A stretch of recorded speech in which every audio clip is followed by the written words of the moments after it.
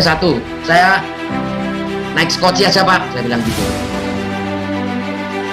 Ngawi. Maaf. Silakan Mas Seno, mungkin berikan sedikit pendapat ya, apa pandangan saudara kita yang ada di Jawa atas kisruh ataupun permasalahan ini ya. Silakan Mas Bagus, silakan. Matur nuwun Pak Komang. Awalnya ketika saya ikut dalam rapat-rapat PHDI di Jawa Timur itu, kesan kisruh yang pertama itu memang berada di Bali. Dan teman-teman yang ada di Jawa ini merasa tidak mau ikut campur dalam kekisruhan ini. Awalnya di situ. Nah, saya sendiri kan pernah ada kejadian itu 2 tahun yang lalu. Kami didatangi seorang polisi karena ada kasus di India, ada pembakaran atau istilahnya kasus di India itu yang umat Muslim istilahnya dibakar atau gimana. Nah, saya menjelaskan kepada polisi bahwa kami ini Hindu di Indonesia ini beda dengan Hindu di India. Kemudian saya jelaskan bahwa Hindu kita ini berdasarkan Siwa Buddha, jadi istilahnya penggabungan antara Siwa dan Buddha. Jadi terus kemudian ada desa Kalapatra juga gitu.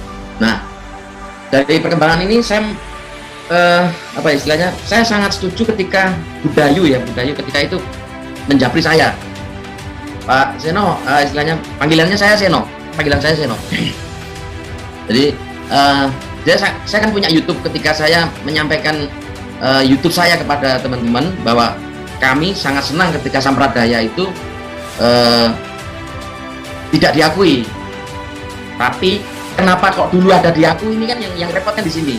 Nah, saya membaca terus dari pernyataan Budayu, kemudian ini saya kumpulkan. Kemudian saya punya teman-teman di Bali, saya korek-korek bahwa PHDI sekarang ini banyak yang terpapar, Mas Seno. Kalau bisa Mas Seno bisa menjadi pionir untuk menegakkan ini. Banyak yang terpapar.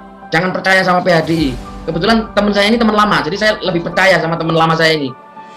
Sekitar 2017 sudah ketemu dengan saya. Beliau bukan orang PHDI juga, tapi beliau sangat intens dengan Hindu Nusantara. Nah, cuman yang ada di Jawa ini merasa digoreng bahwa ini adalah politik. Jangan ikut-ikut Mas Seno, kan gitu. Ini hanya politik. Saya jelaskan, ini bukan politik, tapi ini tentang prinsip. Saya punya prinsip bahwa saya tidak akan mengikuti Mahasabha. Apapun itu, saya tidak ikut-ikuti. Silakan saya nunggu dipecat aja tidak apa-apa. Mending saya dipecat tidak apa-apa daripada saya ikut sama anti asing, saya gitu. Karena bagaimanapun juga saya ini baru Sujiwadani Pak Komang. Jadi ketika saya mau kembali ke ajaran leluhur saya kan ada di Nusantara ini Pak Komang. Jadi kalau leluhur saya ada di India, keliru. Makanya saya setuju dengan Budayu ketika beliau menjelaskan. Saya telepon pribadi, dia menjelaskan bahwa Sampradaya ini sangat berbahaya. Saya tahu itu sangat berbahaya. Cuman teman-teman yang ada di Jawa ini merasa sempat kayak ini politik, hanya ini jangan ikut-ikut gitu loh. Yang di Bali biar di Bali, tidak bisa Pak. Di Bali itu saudara saya. Bagaimanapun juga saya harus ikut berjuang.